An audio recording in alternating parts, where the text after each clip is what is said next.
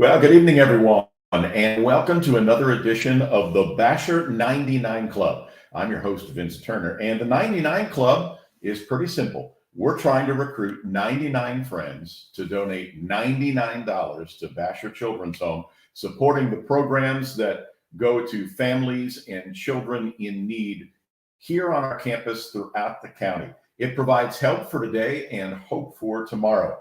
And we're not beyond providing a little incentive, as we've said most weeks.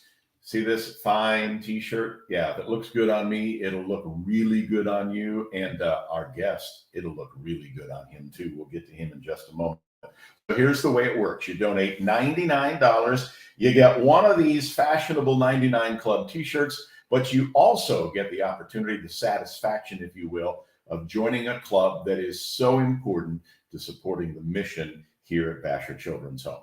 Go to bashor.org and just click the 99 Club icon. That's all you have to do.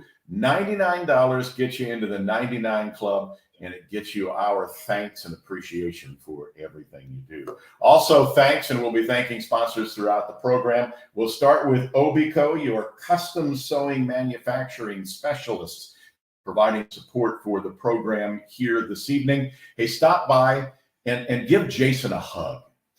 Jason is dealing with some young children who are teaching him that the apple does not fall very far from the tree.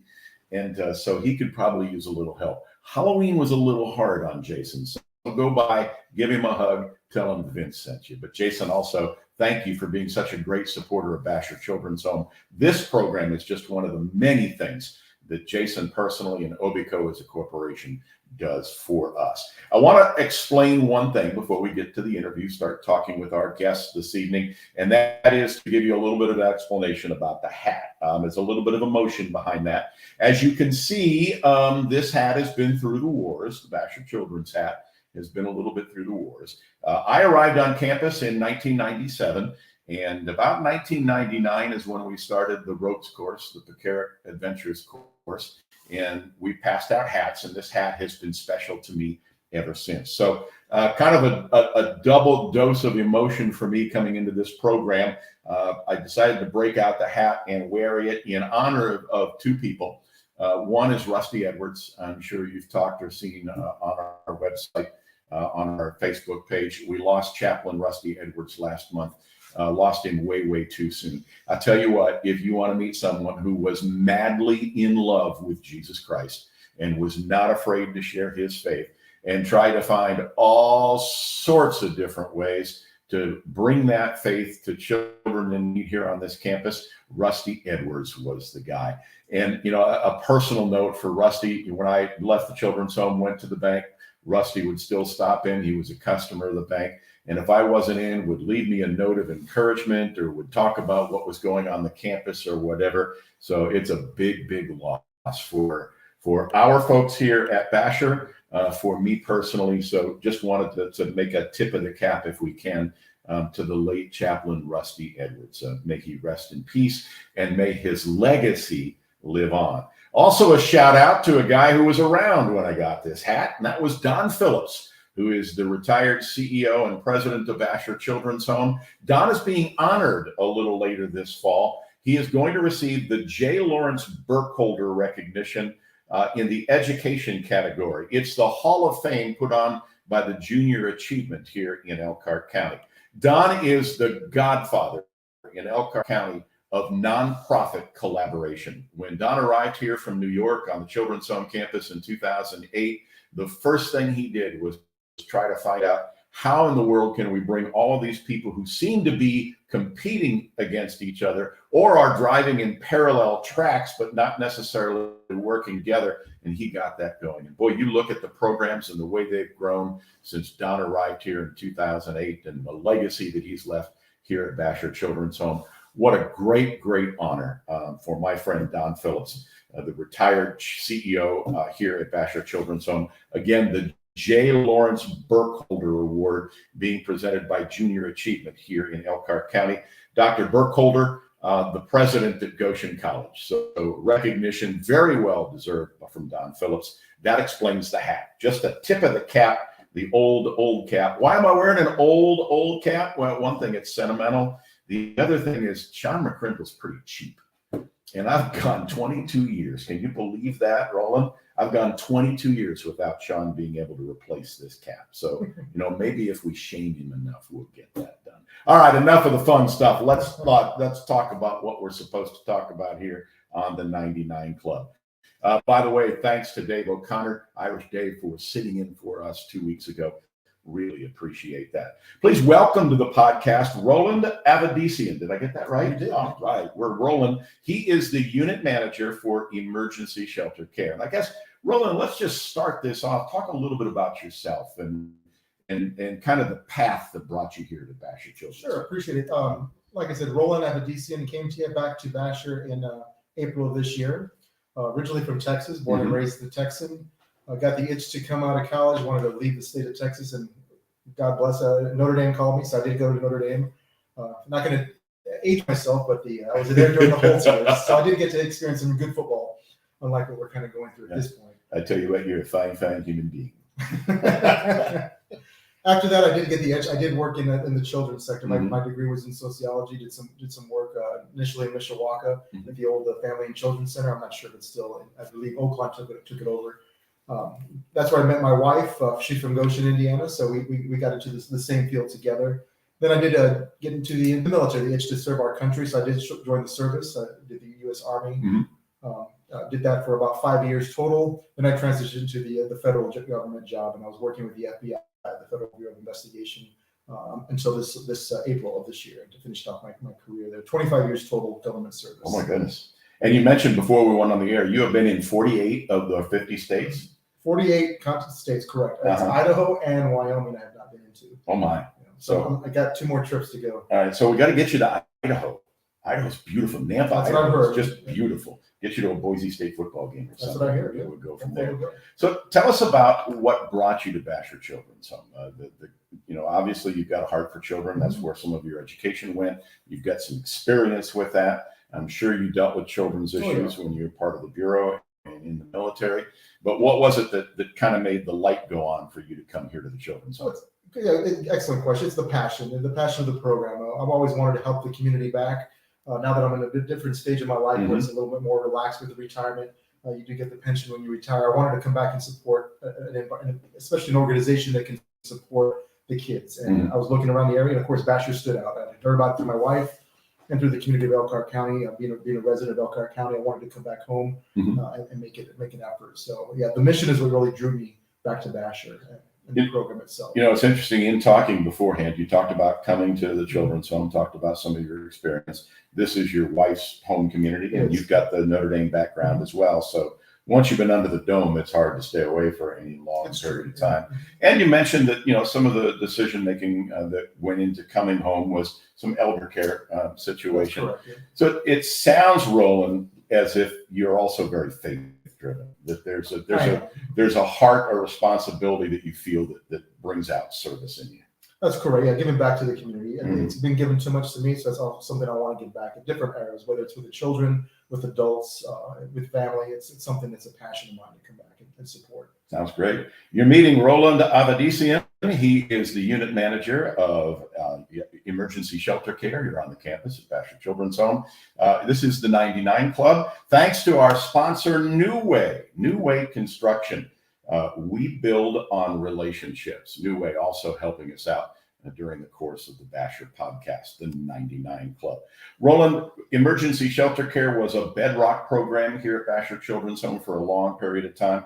It went away for a while. It's back now under your direction. Just kind of give us the elevator speech, if you would, about what emergency shelter care provides. Sure. So emergency shelter care, especially for Elkhart County, is pretty much a emergency room-like environment where we have children coming from different ages. We can house anywhere from 8 years old up to adults, 18, 19-year-old, if they're under the certain criteria.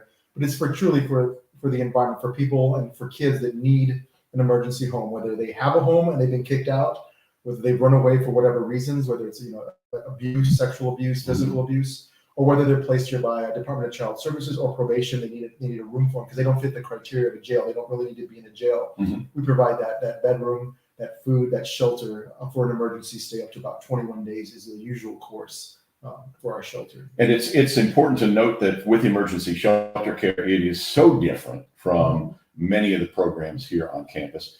Many of those programs, there's a process for admission and going through and whatever.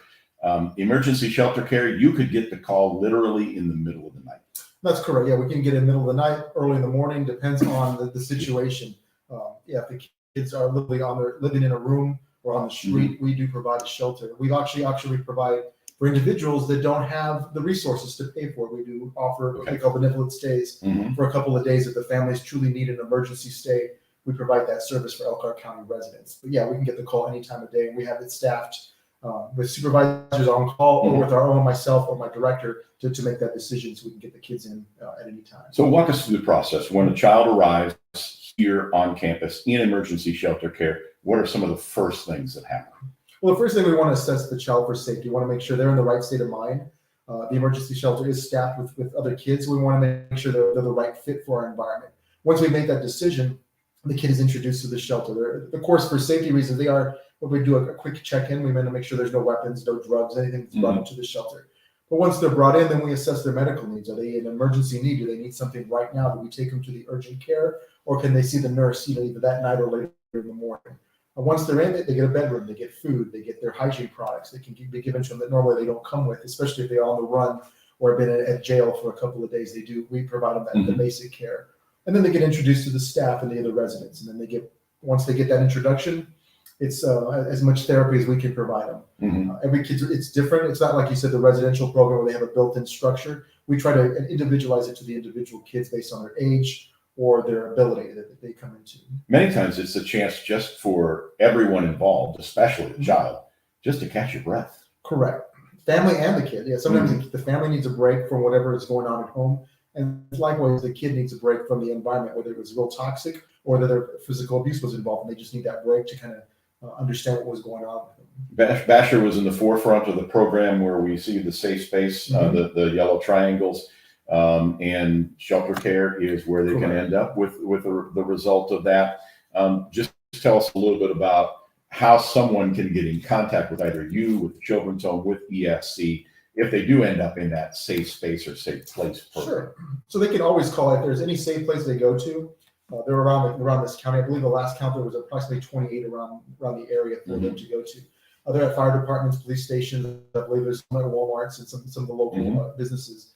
Yeah, they would just need to get the number, go talk to someone there. They can either contact Bashor directly, that company will, or the fire department would contact us. If not, they can look into our Bashor website and just call the direct number. It's staffed 24/7.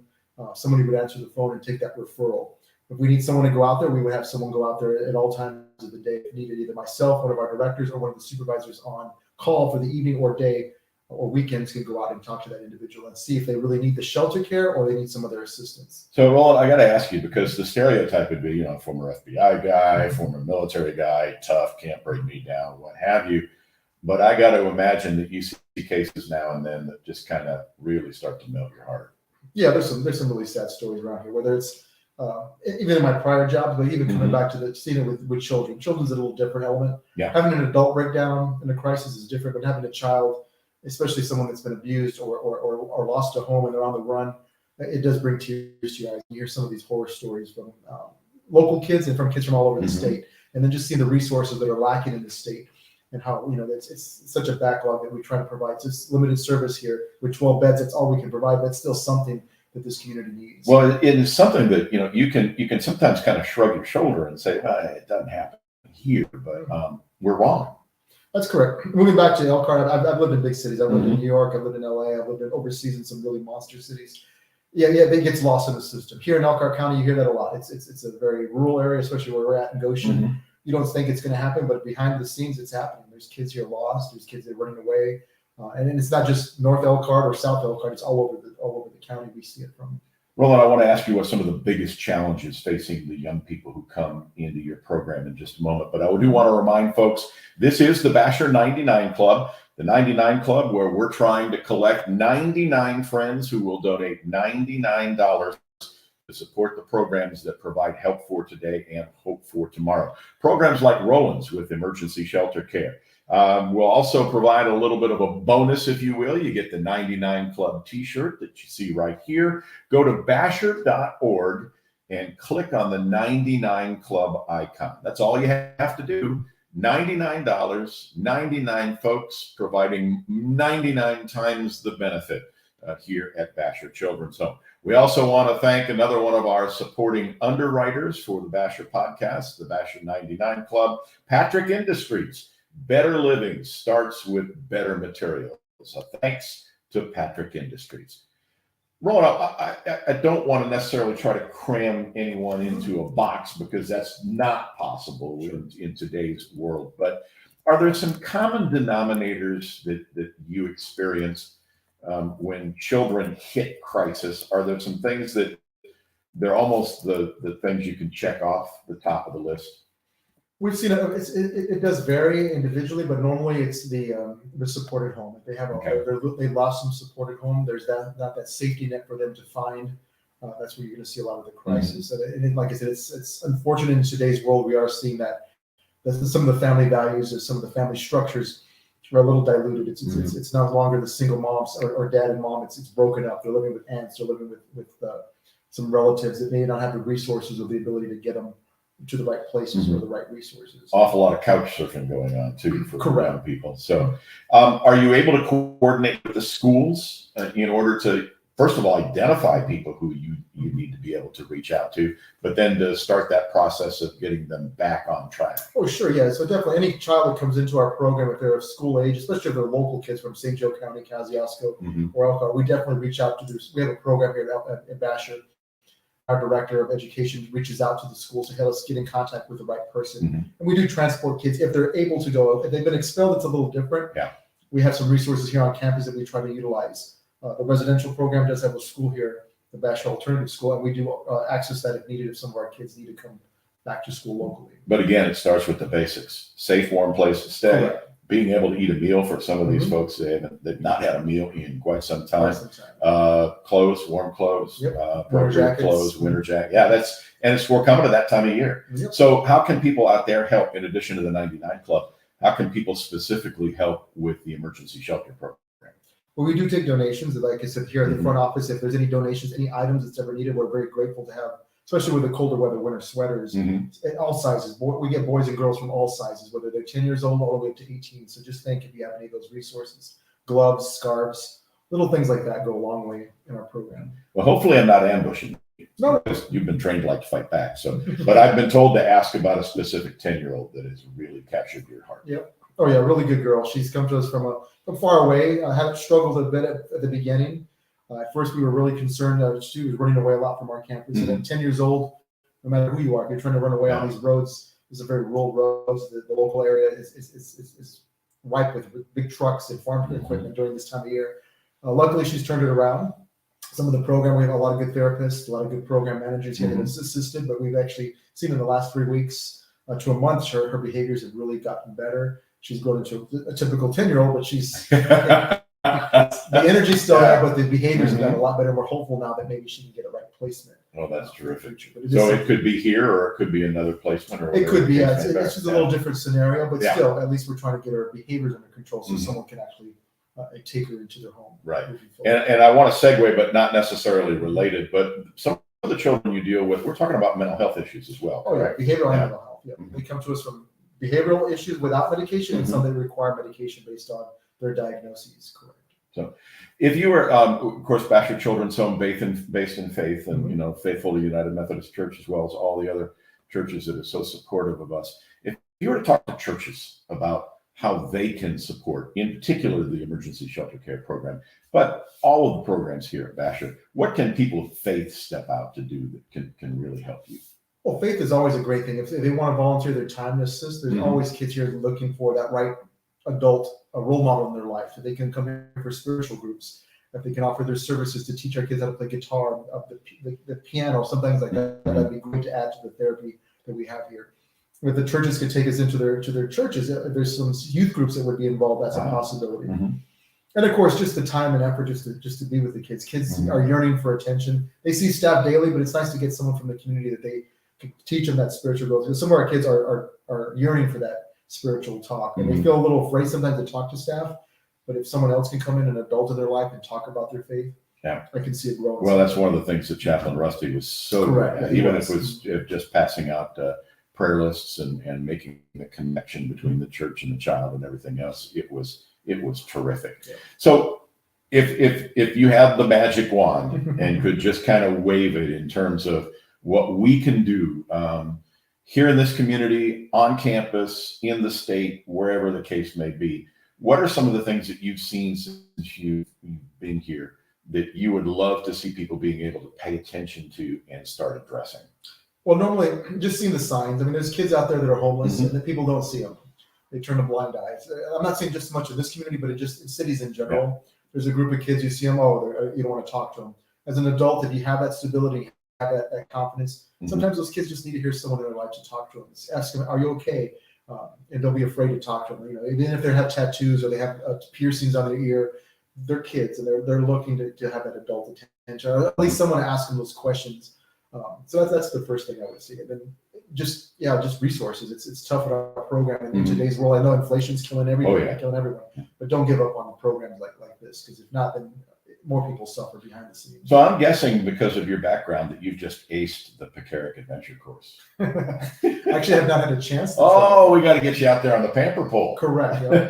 I've seen it. Yeah, I've seen it. I'm ready for it. All right. I've done some crazy ones at Quantico, but this one looks a little interesting.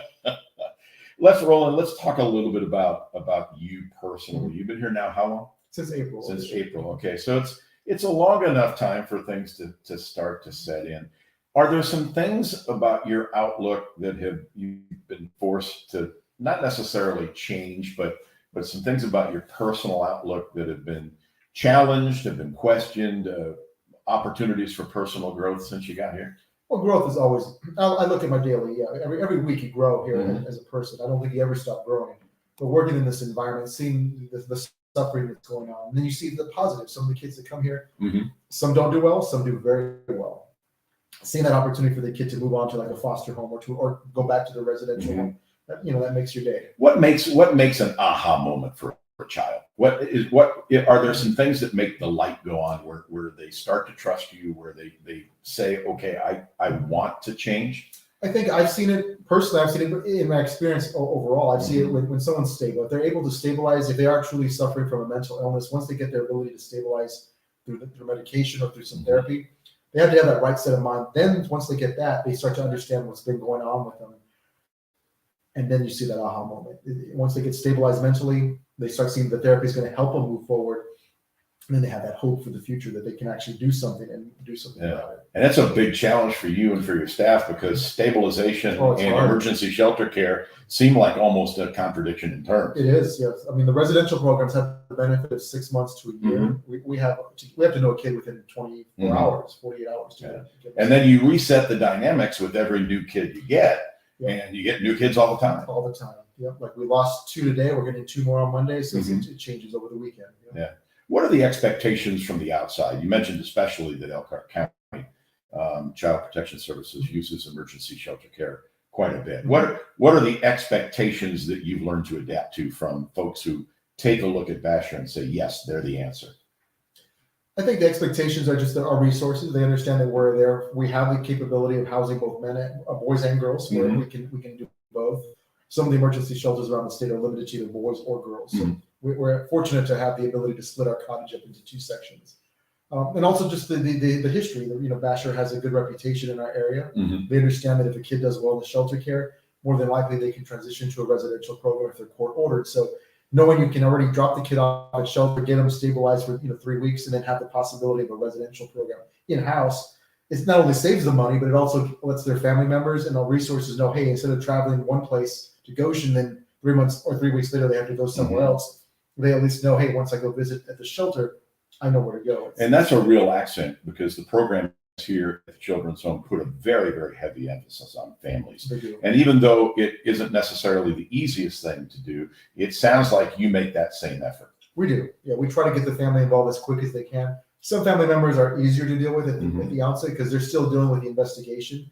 So, I mean, if you were involved in an investigation with abuse, sometimes they don't want to talk to the staff or the managers right off the bat. They want to play it safe in their mind. or they've been court ordered not to have any contact. So we have to Okay. wait a while for them to bring them in. But once they're cleared, we definitely encourage that. Yeah. And I imagine you've had some celebrations as well. I mean, when you deal with runaways and parents who have worried about their children for however long it may be, Yep. suddenly reunified, and that's got to, kind of make you feel, ooh, this That's is always better. good. Yeah, bringing the kid back and the family's accepting them back and they understand why they ran. Mhm. We do have electronic monitoring, and so the court does order it. We do honor that program, and we do have it in the shelter if needed. But we try to avoid that at all costs, unless it's court ordered. It sounds like you hit a lot of curveballs almost every day. Every day. That's what people enjoy Yeah. the shelter. The staff that work at the shelter mentioned that they're tired of the routine that residential can sometimes go into. They like that flexibility, that kind of an urgent care mentality, that ER mentality. Flexibility is a nice word for it. Some people use the C word, the chaos word. Managed chaos. Yeah. I want to make one more reminder here on the Bashor 99 Club, your opportunity to donate here. Do you like the things you hear that Rolland's talking about? Are you impressed by the things that they're doing here on this campus? You can donate, and you can make your donation specific to emergency shelter care if you like. The 99 Club, $99 will get you a membership in the club. Help for today, hope for tomorrow. You get the t-shirt, you get the satisfaction of being able to help the programs that are making such a difference in the world of young people and families here at Bashor Children's Home. Go to bashor.org. That's at the website, bashor.org. Click on the 99 Club.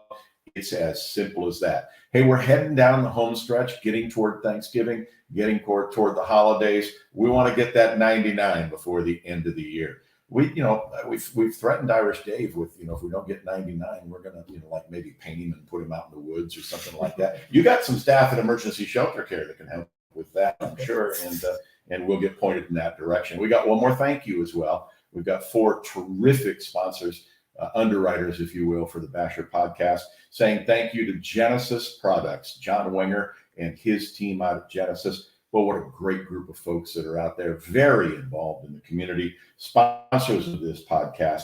Genesis Products, elevating environments for work, home, and play. Again, thank you, John Wenger, and thanks to all the leadership out at Genesis Products, making such a world of difference here. Rolland, so you made mention you've been in 48 states, or 48 of the 50 states here, or what, 46 of the 48 contiguous or 48 overall? 48 overall. So you've been to Alaska in a while. Wow. All right. So you've been to 48 out of 50. We get the no places like home. We can, click the ruby slippers or whatever. But coming home and then getting involved in a program like this, does it get any better? No, it's nice. Yeah. It's good to come home. Good to work for a program like this with a mission. Makes you feel good. Yeah. Your Notre Dame experience, what kind of things did you pick up under the dome that you've been able to bring here? Well, just the faith.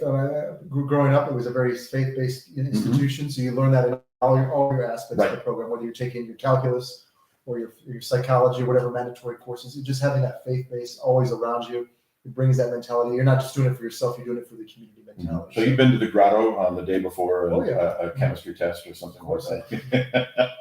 Sometimes it helps, sometimes it didn't.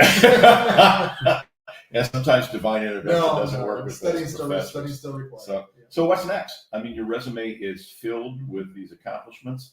What do you hope to accomplish here at the Children's Home?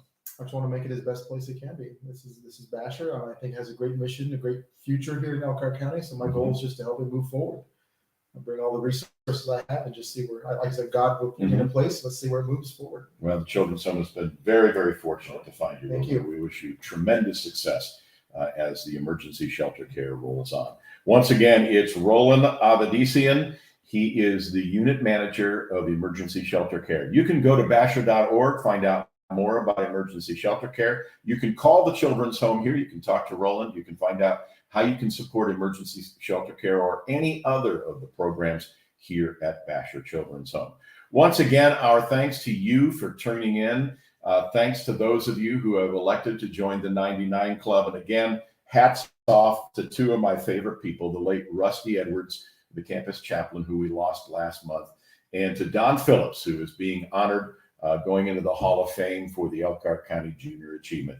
Got my old Bashor hat from the very, very early days of the Pecaric Adventure course, and tipping it to both of those men.